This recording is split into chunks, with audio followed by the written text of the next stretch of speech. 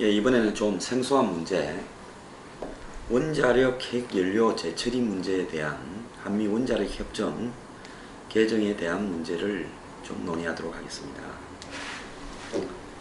지난 2010년 이명박 대통령이 UAE에서 원전을 수주한 이후에 한국은 바이로 프로세싱이라는, 즉 핵무기를 만드는 플루토늄이 추출되지 않는 방식으로 핵연료를 재처리하겠다 하는 부분을 미국에 주장해 왔고요. 또 핵원료를 농축하겠다라는 부분에 대해서도 미국에 허가를 해달라고 요구를 했습니다. 즉 농축과 재처리, 이 두 가지가 핵심적인 겁니다. 농축이라는 것은 핵연료를 갖다가 공급받는 부분에 있어서 굉장히 효율적으로 핵원료를 안정적으로 확보할 수 있는 방법과 관련되어 있는 것이고요. 재처리라는 것은 쓰고 남아있는 폐핵연료에 대한 처리를 통해서 다시 재활용을 할 수 있느냐 하는 문제입니다. 한국에는 지금 각 원전 옆에 수많은 핵 폐기물들이 수조나 안 그러면 건식 보관으로 쌓여 있습니다. 제대로 안정적인 상태로 보관되어 있지가 않습니다.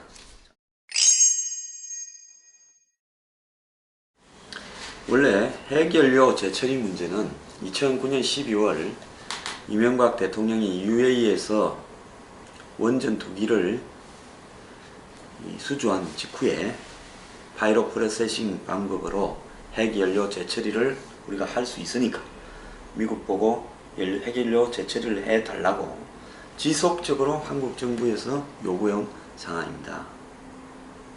그래서 미국 정부는 이 문제를 한국과 수차례 회담을 거쳐서 결론을 내리기를, 이번에도 본격적인 핵연료 재처리는 불가하다.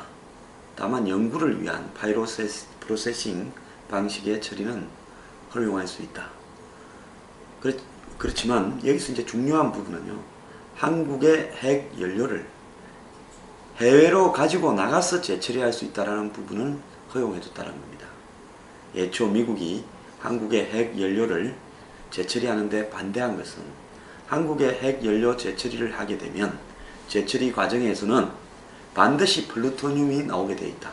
한국은 플루토늄이 추출 안 되는 방식으로 핵연료 재처리를 할 수 있다라고 이야기하지만 이 문제에 대해서 미국의 시각은 다릅니다.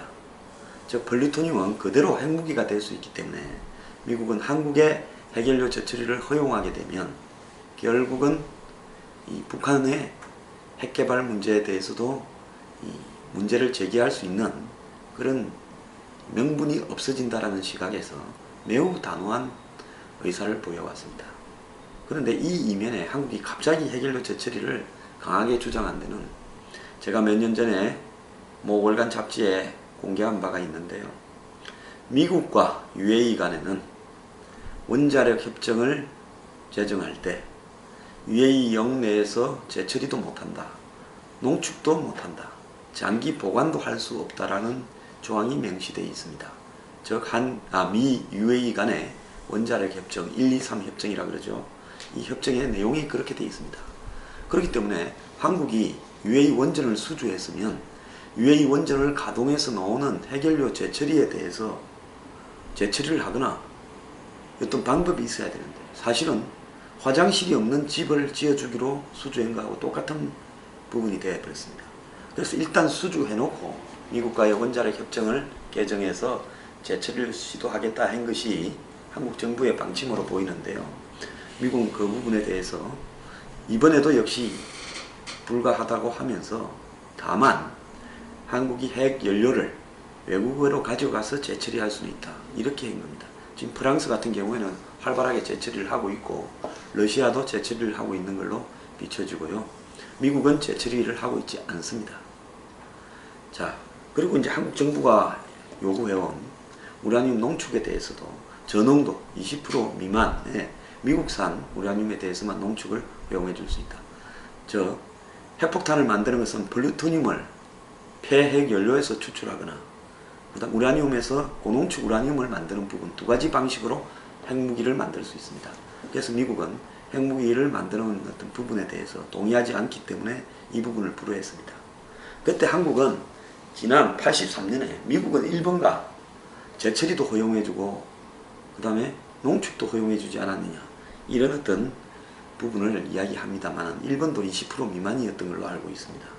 그리고 일본은요, 재처리에 수십조를 사용했는데 고속정식로라는 몬주를 만들어서 일본에 쌓여있는 폐연료를 가지고 거기에서 18,000개 정도의 이 핵무기를 만들 수 있는 플루토늄을 추출하기도 했습니다만 결국은 꿈의 원자로라고 부르던 몬주가 여러 번 사고를 내고 또 위험한 일들을 겪으면서 작년에 일본은 더 이상 고속정식로 가동을 하는 것을 포기했습니다.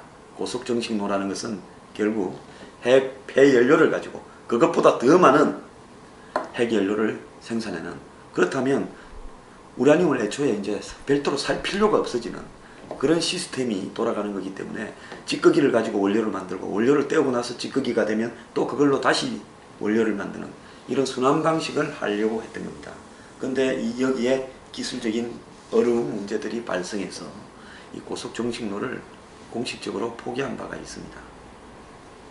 한국의 핵연료, 지금 수백만 개에 이르는 폐연료봉들은 결국 이번에 한미 간에 개정된 원자력 협정에 의해서 아마 외국으로 갖고 가서 재처리를 하거나 안전한 방식, 아마 미국의 어떤 기술 전달이 있을 걸로 보입니다만은 이 특수한 니켈 합금 같은 특수한 금속과 플라스틱으로 만들어진 드럼통 안에 1차로 넣고 또 그 통을 컨테이너처럼 생긴 특수한 보관 장치에 넣는 방식으로 국내에 노천에서 보관하거나 외국으로 가져가서 재처리하는 방식이 될 걸로 봅니다. 어쨌든 한국은 2010년 이후에 5년간 요구한 이 재처리 권한을 포함한 원자력 협정 개정에 있어서 해외로 가져가서 재처리할 수 있다는 부분에 허가를 얻은 것, 그리고 파이로프로세싱이라는 방식을 통해서 핵무기가 될 수 없는 플루토늄을 추출하는 실험을 계속해 보겠다는 것, 그 두 가지를 얻은 데 만족해야 될 것 같습니다.